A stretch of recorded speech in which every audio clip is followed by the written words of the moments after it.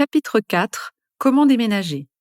Ça y est, vous avez trouvé votre nouveau chez vous, calculé votre budget, discuté avec votre famille, le notaire, l'assistante sociale de la mairie. Vous êtes prêt pour commencer à préparer votre déménagement. Plusieurs étapes sont à réaliser afin que ce changement se déroule le plus sereinement possible. Comme nous l'avons décrit dans le début de ce livre, déménager représente un grand changement. Lorsque l'on déménage vers plus petit, ce changement est encore plus important. Vous allez devoir réduire le nombre de meubles et objets emmenés, choisir votre déménageur, faire vos cartons, vous installer dans votre nouveau chez vous. Selon votre niveau d'autonomie, vous devrez être plus ou moins entouré pendant cette période. Mais le plus important est que vous restiez acteur ou actrice de ce grand changement. N'hésitez pas à rappeler à vos aidants, famille, aide à domicile, société spécialisée, que vous êtes maître à bord et que ce projet est le vôtre. Les mots d'ordre pour les prochains mois seront anticipation et organisation. L'organisation de votre déménagement. Préparer votre déménagement suffisamment en amont vous permettra le jour J d'être beaucoup plus serein ou sereine et de vous consacrer uniquement aux différentes étapes à réaliser.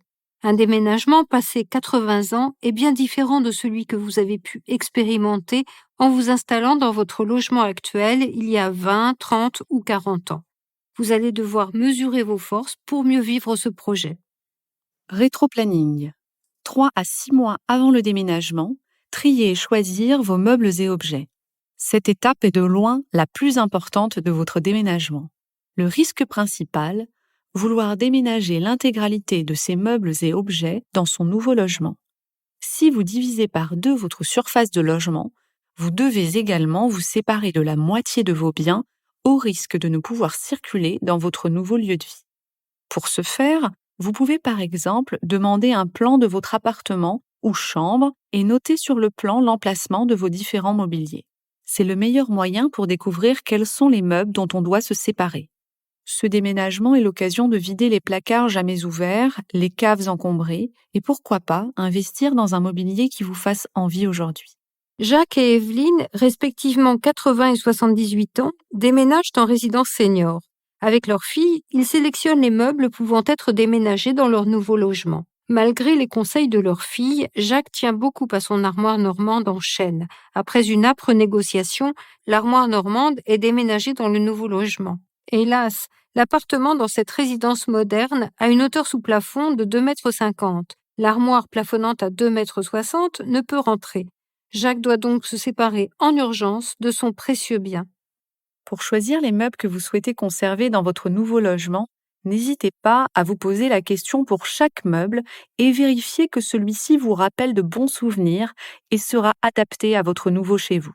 Vous pouvez également rassembler tous les éléments d'une même famille, livres, vêtements, au même endroit, et faire le point sur ceux que vous souhaitez ou non garder. Souvent, nous avons dans notre logement de nombreux éléments dont nous avons même oublié l'existence. Par exemple, ces assiettes et pinces à escargot que vous avez tout au fond de votre placard. L'utilisez-vous plus d'une fois par an? Si la réponse est oui et que vous adorez les escargots, aucun problème. Par contre, si l'utilisation est plutôt une fois tous les 2, 3, voire 10 ans, plus de doute, il faut s'en séparer. Et, comme le dit Marie Kondo, auteure de La magie du rangement, édition Pocket, faire le tri chez soi aide à se détendre, alors n'hésitez plus. Renseignez-vous également sur les meubles déjà présents dans votre nouveau logement. En EHPAD, le lit médicalisé est déjà installé. Vous ne pourrez donc pas emmener votre lit. Néanmoins, une commode, un petit bureau, votre chevet et quelques tableaux à accrocher peuvent être déménagés. Une fois les éléments choisis, il va falloir trouver une solution pour chacun d'eux. Souvent, la première réaction est de proposer son mobilier à ses proches. Mais ceux-ci sont généralement bien équipés et n'ont pas forcément les mêmes goûts. D'autres solutions s'offrent à vous. Vendre vos meubles auprès d'un commissaire-priseur ou d'un dépôt-vente.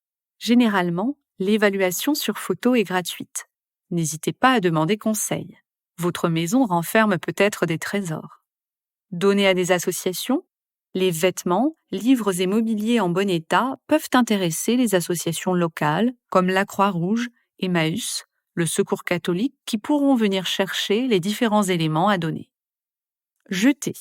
Il arrive un moment où certains meubles ou objets, abîmés, trop anciens, doivent être jetés. Vous pouvez les déposer aux encombrants s'ils se déplacent dans votre ville ou en déchetterie. Des entreprises privées proposent également de vider, moyennant rémunération, vos caves et greniers entre 50 et 100 € par mètre cube. 2 à 3 mois avant le déménagement, choisir son déménageur. Vous tenez à votre mobilier et il est donc important que le soin nécessaire soit pris pour le transporter.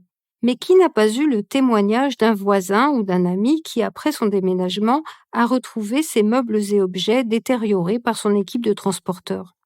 Première étape, sélectionner plusieurs déménageurs.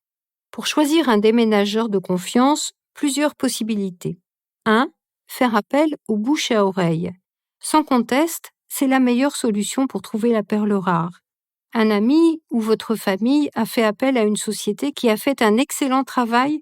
N'hésitez pas à faire une demande de devis et à rencontrer le commercial.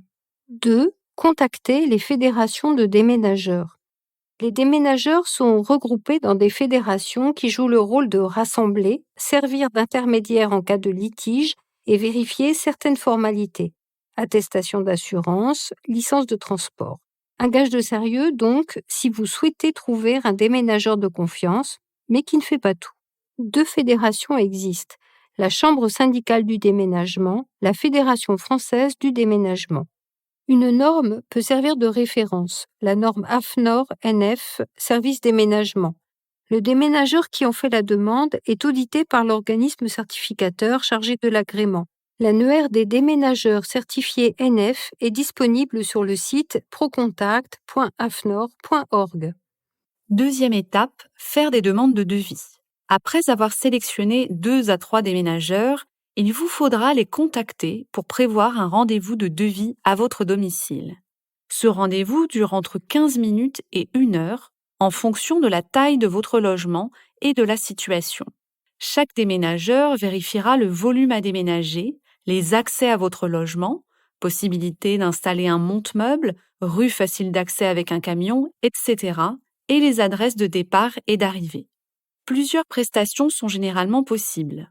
La prestation minimum, votre déménageur réalise uniquement le transport de vos meubles et cartons.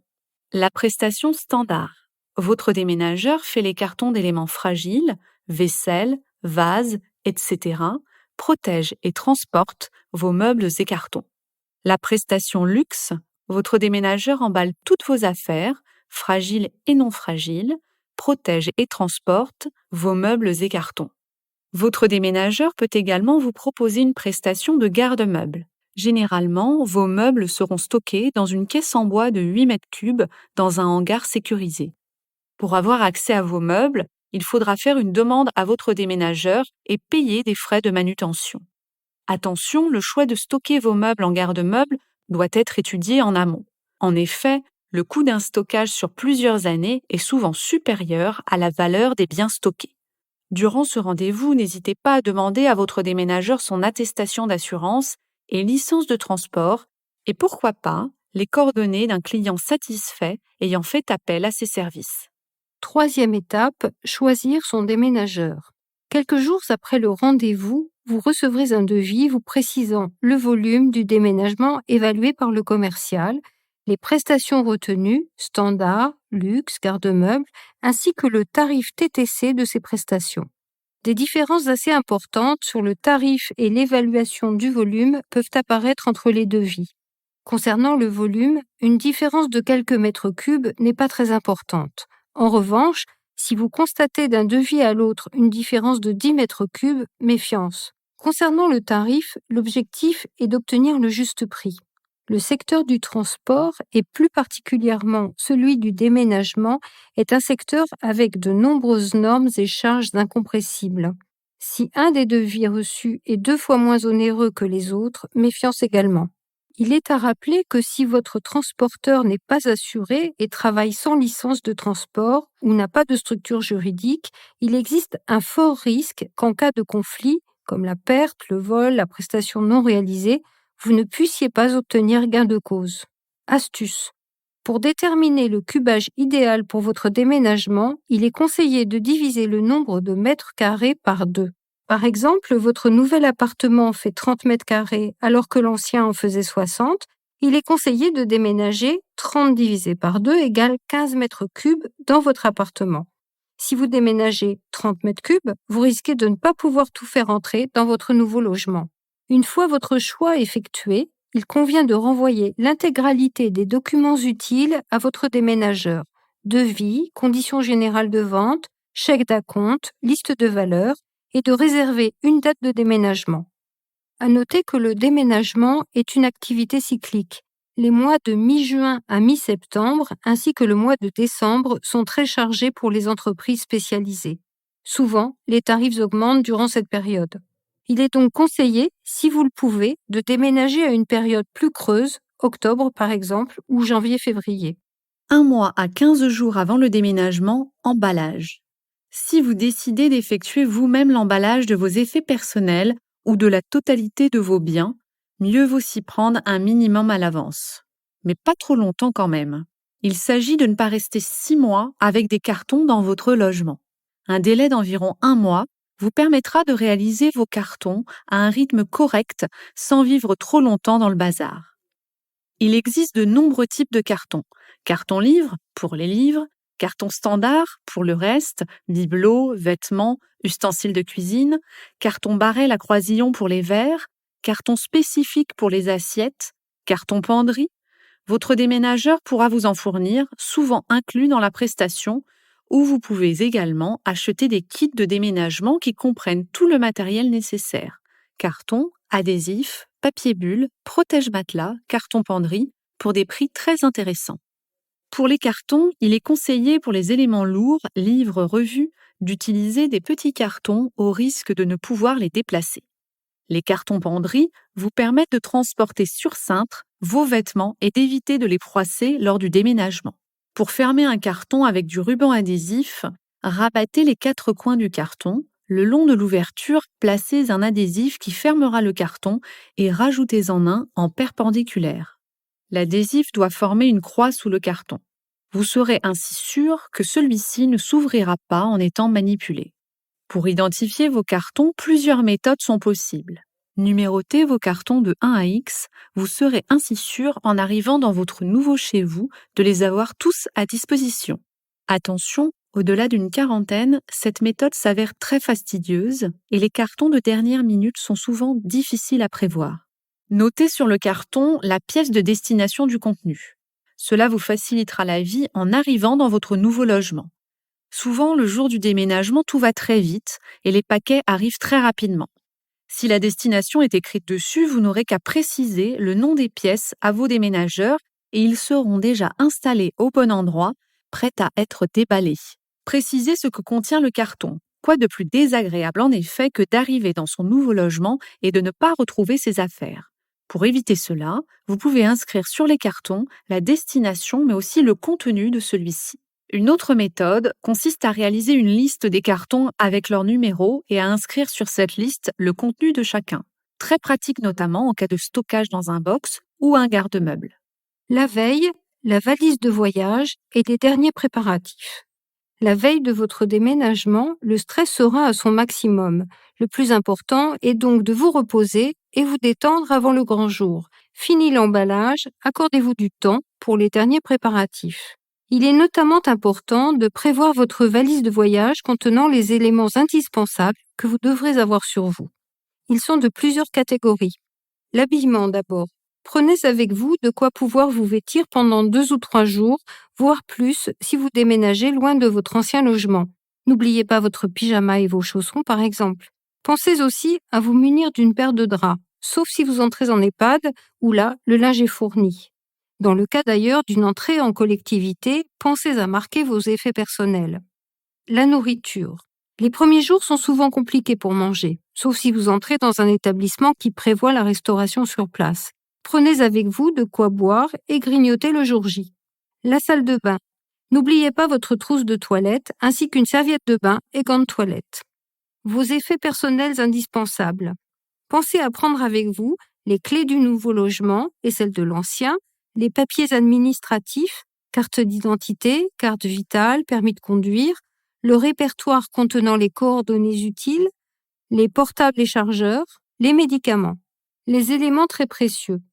Votre déménageur est assuré en cas de perte ou dégâts sur vos biens. Souvent, les objets de grande valeur ne sont toutefois pas inclus dans ces assurances. N'hésitez pas à prendre avec vous vos bijoux, ordinateurs et éléments précieux. Le jour J, suivi et transport.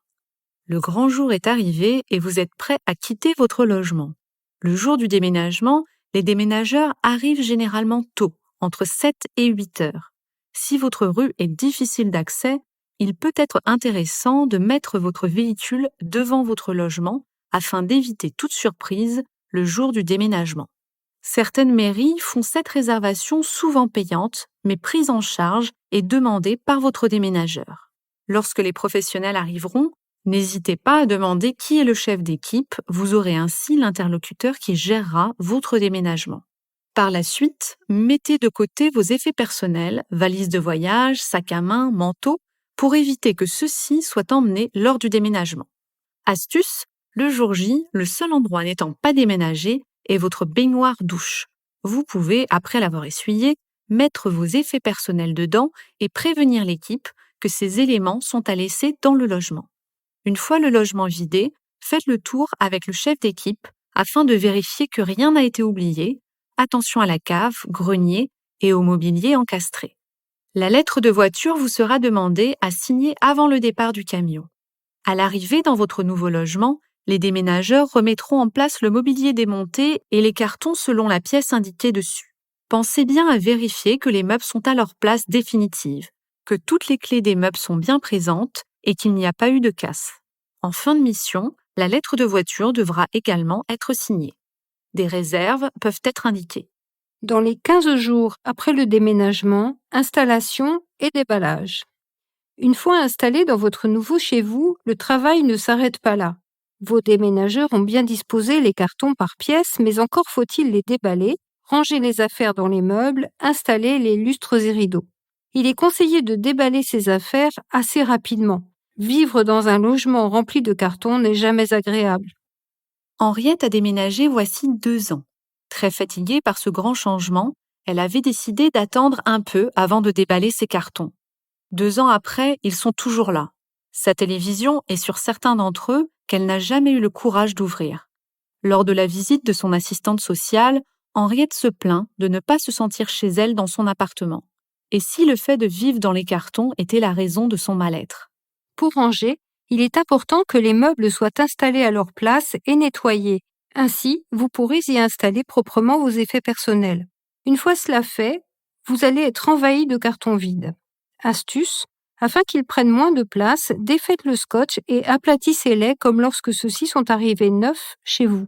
D'autre part, certaines associations récupèrent les cartons usagés pour du recyclage. Par exemple, cartonplein.org en région parisienne. Vous pouvez également les déposer dans les containers pour le recyclage. Les changements d'adresse administratifs. Une fois votre déménagement physique et matériel réalisé, il ne faut pas oublier de déménager administrativement. Souvent peu appréciée, cette tâche est néanmoins nécessaire. Pour ce faire, plusieurs étapes sont indispensables. Transférer ou résilier vos contrats. Certains établissements, résidences autonomie, maisons de retraite, proposent des contrats d'eau, d'électricité, de gaz et de téléphone inclus dans le tarif séjour. Si vous déménagez dans un endroit qui ne le prévoit pas, vous devrez résilier les anciens. Ce moment peut être l'occasion de renégocier ou changer votre contrat pour un plus intéressant. Par exemple, pour le téléphone ou l'énergie, des secteurs qui ont beaucoup évolué ces dernières années. Attention également à bien prendre en compte les délais de mise en service de ces contrats qui peuvent aller jusqu'à 10 jours ouvrés. Pensez à réaliser ces changements bien à l'avance pour être sûr d'avoir tout le confort à l'arrivée dans votre nouveau logement. Prévenir les organismes de votre adresse postale. Chaque organisme auquel vous adhérez vous envoie régulièrement des courriers et informations dont vous avez besoin.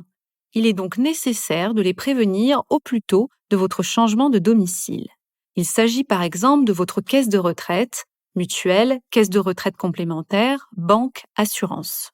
Ces organismes préviennent rarement que le changement d'adresse a bien été pris en compte.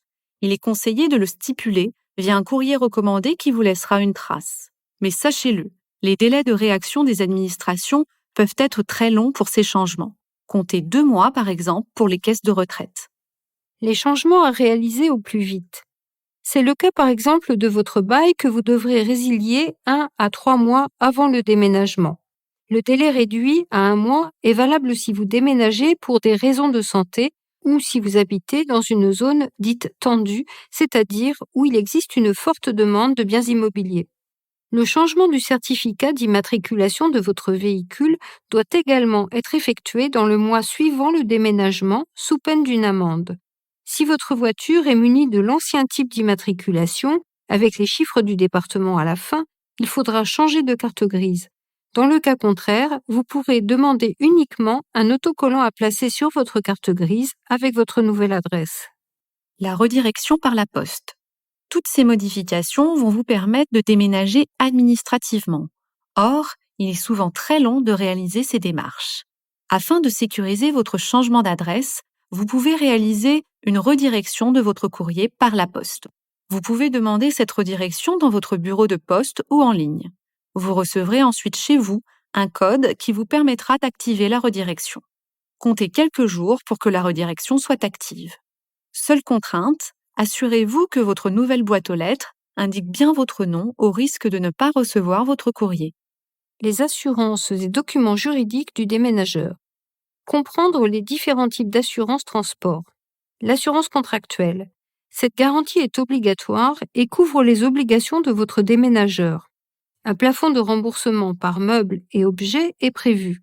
Celle-ci couvre uniquement les dommages mettant en cause la responsabilité du déménageur.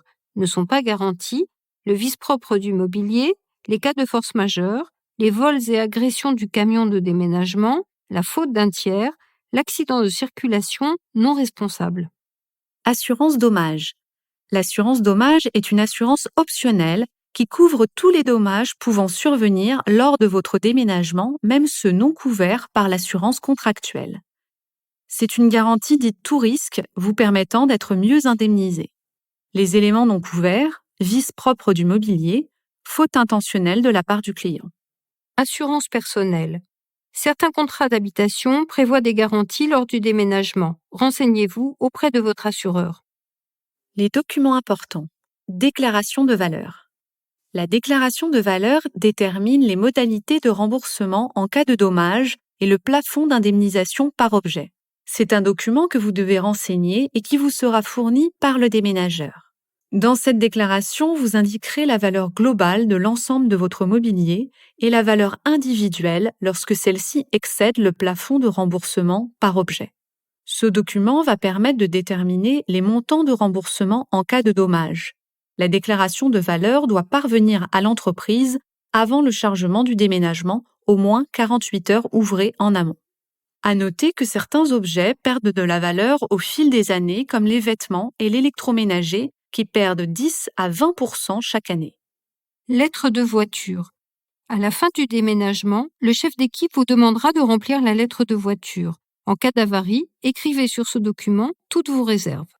En cas de litige, contestation le jour du déménagement. Mentionnez-les de façon précise et détaillée sur la lettre de voiture. Si le transporteur ne conteste pas vos réserves, par écrit, sur le même document, elles seront considérées comme acceptées. Il ne vous restera alors plus qu'à chiffrer votre préjudice et à faire votre demande de remboursement par courrier. Vous n'êtes pas contraint par un délai pour le faire. Mais ne tardez pas, en cas de désaccord avec votre déménageur, vous n'avez qu'1 an pour saisir le tribunal. Si le déménageur conteste vos réserves, vous devrez envoyer un courrier de protestation, comme dans le cas suivant. Contestation après le déménagement. Vous avez encore la possibilité de faire une réclamation, même si vous avez signé la lettre de voiture sans remarque particulière, mais vous devez le faire impérativement dans les 10 jours qui suivent la livraison. Sinon, vous n'aurez plus de recours. Vous enverrez au déménageur un courrier recommandé détaillant avec précision les avaries ou pertes que vous avez constatées. Aucune solution n'est trouvée à l'amiable ? Vous avez accompli les formalités dans les formes et dans les délais, mais vous n'obtenez pas la réparation à laquelle vous avez droit ? Saisissez le tribunal. Le tribunal compétent sera à votre choix celui du lieu de la livraison du mobilier ou celui où vous demeuriez lorsque vous avez conclu le contrat. Il faudra impérativement le saisir dans l'année qui suit le déménagement. Si le total de votre demande est inférieur à 4 000 €, vous saisirez la juridiction de proximité auprès du tribunal d'instance par simple déclaration au greffe. De 4 000 jusqu'à 10 000 €, c'est le tribunal d'instance qui est compétent, et au-delà, le tribunal de grande instance. S'approprier son nouveau chez-soi. Une fois votre espace rangé, les démarches administratives réalisées, encore faut-il que votre vie s'organise et que vous trouviez vos marques dans votre nouvel environnement. Un processus qui peut prendre du temps. Le temps de repérer la place de chaque objet et meuble afin de circuler chez vous en toute sécurité, mais aussi le temps de lier de nouvelles connaissances. Que vous ayez emménagé dans une résidence-service, dans un EHPAD, dans une famille d'accueil, vous voilà confronté à de nouvelles têtes. Surtout, évitez de vous isoler et de rester cloîtré dans votre chambre ou votre appartement. Dans un EHPAD, par exemple, la liste des activités proposées est souvent affichée dans les ascenseurs et les couloirs. Si ce n'est pas le cas, renseignez-vous à l'accueil. En participant à la chorale ou à la revue de presse du matin, vous rencontrerez des résidents qui partagent vos centres d'intérêt. Un premier pas pour lier connaissance. Bien sûr, le déménagement vous a peut-être épuisé et il est important de vous reposer. Toutefois, se rendre à la salle à manger plutôt que prendre ses repas dans sa chambre, aller lire ou tricoter dans les espaces communs, voire y descendre ses cartes ou sa boîte de Scrabble sont autant de démarches qui vous aideront à vous intégrer à la vie commune et à surmonter les coups de cafard. Car tourner une page aussi importante de sa vie, même lorsque tout se déroule au mieux, n'est pas chose aisée. C'est un deuil qu'il faudra accomplir. Comme tout deuil, il s'agit d'un processus qui s'étalera sur une durée plus ou moins longue. Il est normal que vous vous sentiez triste, que vous pensiez que c'était mieux avant. Cependant, si ces sentiments sont trop envahissants, vous pouvez faire appel à un psychologue afin de vous soutenir dans cette étape. Dans les EHPAD, ces professionnels sont présents. Vous avez peut-être rencontré celui qui est attaché à l'établissement que vous avez intégré lors de votre arrivée ou au moment de la signature du contrat. Il est très facile de pousser la porte de son bureau. N'ayez crainte, il est tout à fait légitime d'avoir besoin de parler et d'être accompagné lors d'un si grand bouleversement. De plus, mieux vous serez soutenu dans ce passage, mieux vous arriverez à vous adapter et à vous approprier votre nouveau lieu de vie. Car oui, vous avez encore tout un pan de vie à vivre.